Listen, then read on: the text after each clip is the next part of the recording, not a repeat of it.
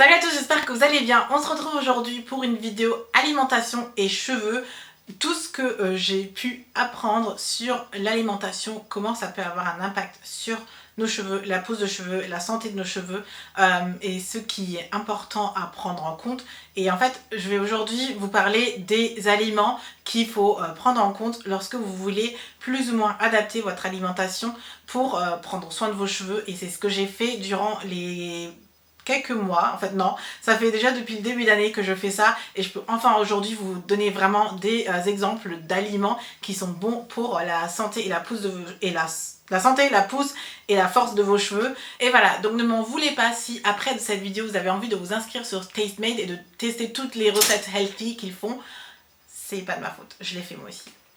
Tout d'abord, pourquoi j'aborde ce sujet? Parce que tout simplement, lorsqu'on veut prendre vraiment soin de ses cheveux, quand on veut réparer ses cheveux, etc., il y a certaines choses où on n'a pas le contrôle, par exemple les génétiques, enfin vous avez une génétique partout, en fait, qui fait que vous êtes vous-même. Malheureusement, ce sont votre ADN, vous pouvez rien y changer. Tout ce qui concerne les hormones aussi, par exemple, je sais que certaines femmes enceintes peuvent avoir des structures de cheveux qui changent, etc. Bah, là encore, ce sont des hormones, quelque chose qui est de votre corps, donc vous pouvez pas vraiment le changer. Par contre, là où vous avez le contrôle, là où vous pouvez faire quelque chose, c'est d'une part dans votre alimentation, dans votre stress, mais aussi dans votre style de vie, en faisant du sport, en buvant beaucoup d'eau, etc. Donc là, vous avez vraiment les moyens d'impacter en fait la pousse, la santé de vos cheveux, et c'est pour ça en fait je me suis concentrée sur l'alimentation. Je m'étais dit, bah en fait, ça fait des années que je mange mal. Ce serait peut-être temps de voir ce qui se passe si je change en fait mon alimentation. Est-ce que mes cheveux vont réagir? Et là encore, pour le mesurer, il faut compter plusieurs mois pour voir les effets, pour vraiment se dire ok, c'est bien, c'est pas bien, ça change pas. Et c'est pour ça que j'ai mis autant de temps finalement pour vous faire cette vidéo. Donc voilà un peu ce que je vais appeler le préambule de cette vidéo. Quelques infos supplémentaires que vous devez savoir avant d'entamer le sujet de l'alimentation. Donc maintenant on va parler nourriture. Donc dans les aliments qu'on va manger, on va faire attention à ce qu'il y ait 5 éléments. 5. Donc une fois les protéines, le fer, les acides gras, l'oméga 3, les vitamines A à E, donc passons par la biotine qui est une sorte de vitamine aussi, et le zinc. Je vais commencer par les protéines parce que tout simplement nos cheveux est composé essentiellement de kératine et de protéines, et si vous manquez de protéines, en fait, vos cheveux sont plus amenés à être fragiles, cassants, secs, alors que plus vous mangez, en fait, tout ce que vous mangez au final se répercute sur l'état de votre peau, mais aussi de vos cheveux. Donc les protéines, vous pouvez en trouver essentiellement dans les viandes. Donc là, je recommande le saumon, c'est vraiment ma viande. Mais il y a d'autres poissons comme les sardines, les maquerelles. Quel poisson encore? J'ai fait des petites notes. Il y a aussi le blanc de poulet, les œufs et aussi les légumes verts. Donc je pense que ce sont les légumes verts. Du coup, vous pouvez trouver en fait des protéines dans les sources animalières et les sources végétales. Donc si vous êtes végétarien ou si vous adorez la viande, vous pouvez trouver de la protéine. Donc assurez-vous à trouver un peu de protéines généralement dans tout ce que vous mangez. Ensuite on a le fer qui sert à apporter de l'oxygène à nos cellules, et puisque nos cheveux poussent de notre cuir chevelu, donc ça ne pousse pas de la pointe, ça pousse du cuir chevelu, il faut que ça soit nourri. Donc en fait tous les apports en nutriments, etc. sont apportés par le sang, donc dans notre tête, si je peux l'illustrer un peu comme ça. Donc en fait, quand votre système manque de fer, vos cheveux tombent plus facilement. C'est-à-dire que quand vous analysez un cheveu qui est tombé et que vous voyez une petite bulbe, en fait, c'est une petite boule en fait, ça veut dire que votre cheveu est tombé du cuir chevelu et en fait est sorti. Donc déjà il y a le cycle naturel, donc naturellement vous avez des cheveux qui vont tomber, donc ça il n'y a aucun problème, n'ayez pas peur, ça fait partie du cycle de vie d'un cheveu. Mais si vous en avez trop, c'est peut-être que vous avez un manque de fer dans votre système, vous manquez tout simplement de fer. Et le fer, vous pouvez en trouver essentiellement dans les viandes rouges, donc tout ce qui est steak, tout ce qui est aussi thon, mais vous pouvez en trouver dans les légumes tels que le brocoli et les salades vertes. Donc voilà, pour minimiser au maximum la chute de vos cheveux, essayez d'apporter un peu de fer dans votre alimentation, comme ça vous avez moins de perte de cheveux du bulbe même, du cuir chevelu même. On passe aux acides gras, les oméga 3, c'est mes préférés, je pense que c'est ce que je consomme le plus parce que ça combine deux choses que j'adore, le saumon et l'avocat. Donc les oméga 3, ce sont des acides gras qui permettent d'apporter du gras en fait à vos cheveux. C'est quelque chose que votre corps ne produit pas naturellement, donc c'est quelque chose que vous devez de toute manière apporter à votre système immunitaire, à vous, tout dans vous. C'est une huile en fait qui va permettre d'hydrater votre cuir chevelu et de garder votre corps hydraté.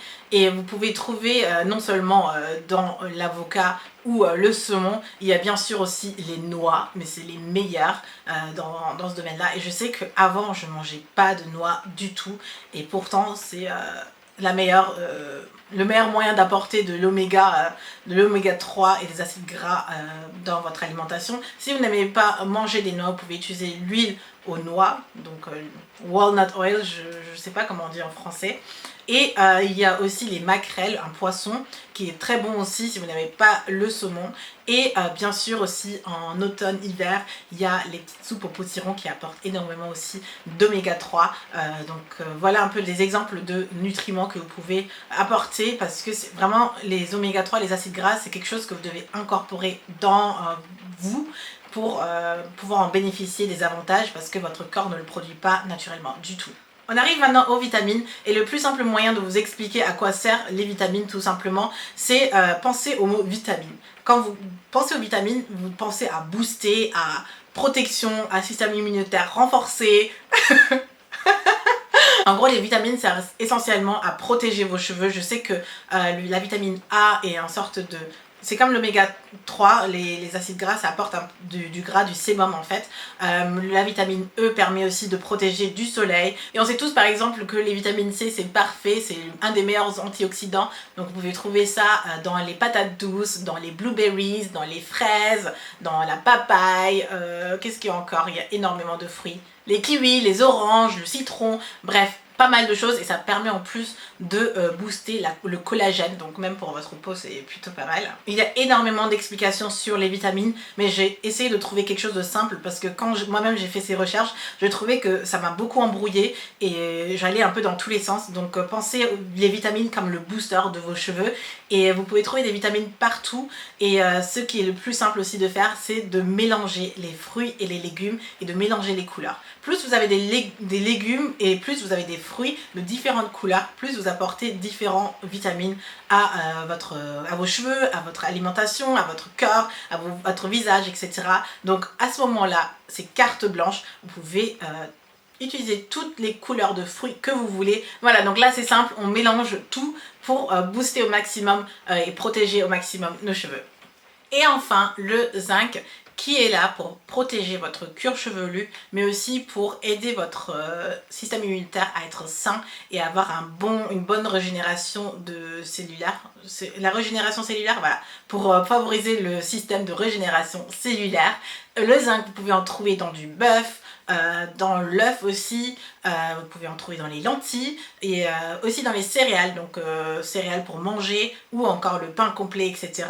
Donc vous pouvez en trouver dans différentes sources aussi, et voilà qui résume un peu l'ensemble de choses qu'on a besoin pour renforcer un peu la pousse de nos cheveux. Mais en soi, ce sont des ingrédients ou des éléments et des nutriments qu'on a besoin pour tout simplement avoir un corps en bonne santé, un joli visage et enfin des jolis cheveux. Et quand on sait que ce qu'on va manger va être bénéfique non seulement pour nos cheveux mais pour tout l'ensemble de notre corps, je vous assure que vous allez plus voir les aliments de la même manière. Vous allez même vouloir faire les courses et acheter que du vrai fruit, du vrai légume, et de dévier tout simplement un peu de tout ce qui est déjà fait, même si parfois vous n'avez pas le choix. Au moins vous mangez quelque chose de plus sain que ce que vous mangez avant, enfin c'est pour mon cas déjà.